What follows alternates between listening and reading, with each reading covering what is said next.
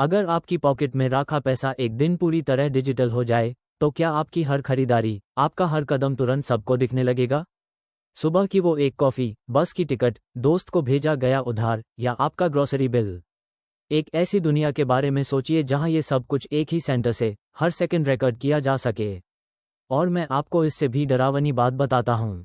ये दुनिया कोई साइंस फिक्शन फिल्म नहीं है, बल्कि ये एक नई रियलिटी है जो आजकल ग्लोबल सेंट्रल बैंक्स की लैब्स में बनाई जा रही है। आज हम बात कर रहे हैं central bank digital currencies (CBDC) के बारे में, एक ऐसी रेवोल्यूशनरी टेक्नोलॉजी जो हमारी फाइनेंशियल फ्रीडम की लिमिट्स को हमेशा के लिए बदल सकती है। जब आपकी पॉकेट में कैश बिल्कुल नहीं बचेगा, तो क्या आप सच में आज़ाद होंगे? इंटरनेट पर फैली गलत जानकारियों को एक तरफ रखते हैं और सबसे बेसिक सवाल से शुरू करते हैं। CBDC यानी सेंट्रल बैंक डिजिटल करेंसी आखिर है क्या? यह बिटकॉइन या अथियरम जैसी कोई डिसेंट्रलाइज्ड क्रिप्टो करेंसी नहीं है। इसके बिल्कुल उल्टे, यह प्रिंटेड कागज के पैसे का डिजिटल रूप है, जिसे सीधे देश का सेंट्रल बैंक इशू करता है। आज भी जब आप क्रेडिट कार्ड या मोबाइल बैंकिंग यूज करते हैं, तो आपको स्क्रीन पर डिजिटल नंबर्स दिखते हैं। लेकिन वो नंबर्स एक कमर्शियल बैंक का डिपॉजिट होते हैं। CBDC में बीच के बैंक्स खत्म हो जाते हैं। आपका डिजिटल वॉलेट सीधे सेंट्रल बैंक में होता है। आजकल चीन अपने डिजिटल युआन प्रोजेक्ट के साथ दुनिया में सबसे आगे है। European central bank digital euro पर बड़े टेस्ट कर रहा है। बैंक ऑफ इंग्लैंड और दर्जनों दूसरे देश अपनी डिजिटल करेंसी लॉन्च करने के लिए पायलट प्रोजेक्ट्स चला रहे हैं। मतलब ये सिर्फ एक आइडिया नहीं है, ये एक ग्लोबल प्रोजेक्ट है जो अभी अमल में लाया जा रहा है।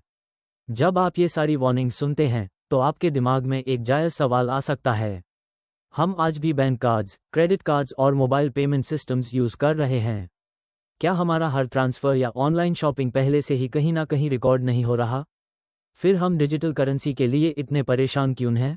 हाँ, आज आपकी फाइनेंशियल लाइफ का एक बहुत बड़ा हिस्सा पहले से हाई डिजिटल फुटप्रिंट छोड़ रहा है। लेकिन यहाँ एक बड़ा फ़र्क है। आज के सिस्टम में आपका डाटा अलग अलग कमर्शियल बैंक्स, पेमेंट कंपनीज और प्लेटफॉर्म्स के सर्वर्स पर बिखरा हुआ है। ये किसी एक सेंटर में इकट्ठा नहीं है। बिना लीगल प्रोसेस के कोई भी आपका पूरा फाइनेंशियल मैप एक स्क्रीन पर नहीं देख सकता। लेकिन CBDC आर्किटेक्चर में थियोरेटिकली यह स्ट्रक्चर पूरी तरह सेंट्रलाइज्ड हो सकता है। एक ऐसा मैसिव डेटा हाईवे बनाया जा रहा है जहां सारी ट्रांजैक्शंस एक ही दरवाजे से गुजरेगी। असली डर यही से शुरू होता है। लोगों की सबसे बड़ी चिंता यह है कि उनका खर्चा सेंट्रलाइज्ड तरीके से मॉनिटर और एनालाइज किया जा सकेगा। सोचिए, अगर कोई गवर्नमेंट एजेंसी चाहे, तो क्या वो सिर्फ पेमेंट डेटा से ये पता लगा सकती है कि कौन सा इंसान कौन सा न्यूज़पेपर पढ़ता है, किस संस्था को डोनेशन देता है या किस हॉस्पिटल में इलाज करवाता है? क्या खर्च करने की आदतों से सिटीजन्स की प्रोफाइलिंग की जा सकती है? चीन के सोशल क्रेडिट सिस्टम और डिजिटल मनी के मेल ने हमें दिखा दिया है कि ये डिस्टोपियन दर कितना सच हो सकता है। लेकिन यहाँ मुझे एक बहुत इंपॉर्टेंट साइंटिफिक बात कहनी होगी। डिजिटल करेंसी का मतलब ऑटोमेटिकली सर्वेलेंस स्टेट नहीं होता। टेक्नोलॉजी अपने आप में अच्छी या बुरी नहीं होती। सब कुछ इस पर डिपेंड करता है कि अनकोड्स को कैसे लिखा जाता है और सिस्टम को कैसे डिज़ाइन किया जाता है। प्रॉब्लम टेक्नोलॉजी नहीं है, बल्कि वो आर्किटेक्चरल चॉइस है जो देश करेंगे। क्योंकि हर डिजिटल करेंसी प्रोजेक्ट एक जैसा नहीं होता। हमारे सामने 3 अलग अलग डिज़ाइन मॉडल्स हैं। पहला मॉडल है फुल आइडेंटिटी सिस्टम। इसमें आपका छोटे से छोटा खर्चा भी सीधे आपके ID नंबर और नाम से जुदा होता है। ये सबसे खतरनाक और सबसे ज़्यादा ट्रेस किया जाने वाला मॉडल है। दूसरा मॉडल है लिमिटेड एनोनिमिटी सिस्टम। इसमें रोज़ाना के छोटे पेमेंट्स कैश की तरह एनोनिमस रहते हैं और सिस्टम आपको ट्रैक नहीं करता। तीसरा मॉडल है layered privacy model.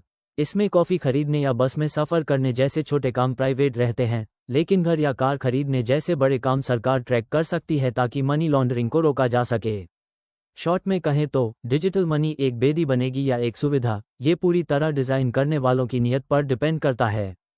CBDC discussions का सबसे चौंकाने वाला और खतरनाक हिस्सा है प्रोग्रामेबल मनी। आज के बैंक सिस्टम में 100 रुपये हर जगह 100 रुपये ही हैं। आप इसे जैसे चाहे खर्च कर सकते हैं।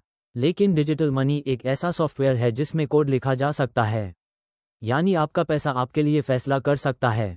कुछ एक्सपर्ट्स के मुताबिक सरकार पैसे के अंदर कुछ शर्तें, कंडीशंस कोड कर सकती है। जैसे कि आपको दी गई सोशल हेल्प का पैसा सिर्फ ज़रूरी राशन खरीदने के लिए ही यूज़ हो सके, या इकोनॉमी को तेज़ी देने के लिए आपकी डिजिटल सैलरी में एक एक्सपायरी डेट डाल दी जाए। ये कहा जा सकता है कि अगर आपने ये पैसा 30 दिन में खर्च नहीं किया, तो यह अकाउंट से डिलीट हो जाएगा।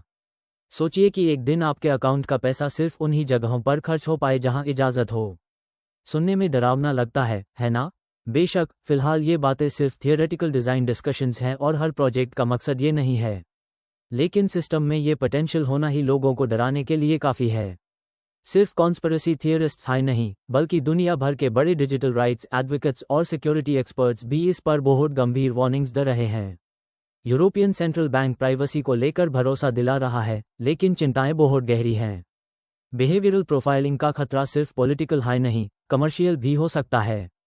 इसके अलावा फाइनेंशियल सेंसरशिप का खतरा एक बहुत बड़ा डिस्कशन टॉपिक है।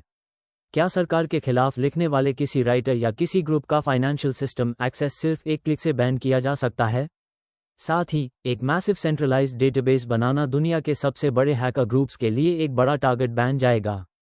अगर डेटा लीक हुआ तो पूरे देश के इकोनॉमिक सीक्रेट्स इंटरनेट पर आ सकते हैं। सेंट्रलाइज्ड कंट्रोल अपने साथ बड़ी कमजोरियां भी लाता है। इन सारे रिस्क के बावजूद देश इस सिस्टम पर शिफ्ट होने की इतनी जल्दी में क्यों है? इसके पीछे बहुत लॉजिकल इकोनॉमिक रीजंस हैं। पहला ये कि दुनिया में कैश का उस कम हो रहा है और सरकारें अपने पैसे का कंट्रोल प्राइवेट बैंक्स या क्रिप्टो करेंसीज के हाथ में नहीं देना चाहती। दूसरा कारण यह है कि पेपर मनी प्रिंट करना, उन्हें आर्मड व्हीकल्स में ले जाना और प्रोटेक्ट करना सरकारों के लिए बिलियंस ऑफ डॉलर्स का खर्चा है। तीसरा, ब्लैक मनी और टैक्स चोरी से लड़ने का सबसे पक्का रास्ता हर ट्रांजैक्शन का डिजिटलाइजेशन है। इसके अलावा नए सिस्टम से बॉर्डर के पार पेमेंट्स बहुत सस्ती और सेकंड्स में हो जाएंगी। किसी क्राइसिस या पैंडेमिक के वक्त सरकारी मदद बिना किसी बैंक के सीधे लोगों के डिजिटल वॉलेट्स में सेकंड्स में पहुंचाई जा सकेगी। यानी मकसद सिर्फ लोगों को ट्रैक करना नहीं, बल्कि सिस्टम को फास्ट और सस्ता बनाना भी है।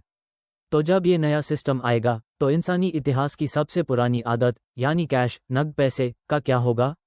अगर कैश पूरी तरह खत्म हो गया तो हमारी जिंदगी कैसे बदलेगी? कैश सिर्फ एक कागज का टुकड़ा नहीं है, वो इंडिविजुअल फ्रीडम का फिजिकल सिंबल है। कैश पूरी तरह अनोनिमस होता है, वो हाथ बदलते वक्त नाम नहीं छोड़ता। इसे काम करने के लिए इंटरनेट, बिजली या किसी बड़े इंफ्रास्ट्रक्चर की ज़रूरत नहीं होती। एक पूरी तरह डिजिटल दुनिया में जब बिजली चली जाए या सिस्टम में कोई टेक्निकल फॉल्ट आ जाए तो आप कुछ भी नहीं खरीद पाएंगे। अगर सिस्टम आपको रिजेक्ट कर दे तो आपकी पॉकेट में राखी वर्चुअल दौलत सिर्फ स्क्रीन पर एक नंबर बनकर रह जाएगी।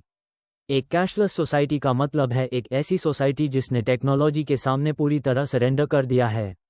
वीडियो के एंड में वही सवाल, क्या आपका हर खर्चा ट्रैक किया जा सकता है? शॉर्ट आंसर है हाँ। डिजिटल करेंसीज टेक्निकली हर चीज़ को ट्रेसेबल बनाने की कैपेसिटी रखती हैं। लेकिन इसका मतलब ये नहीं है कि आपकी हर ट्रांजैक्शन स्क्रीन पर देखी जाएगी।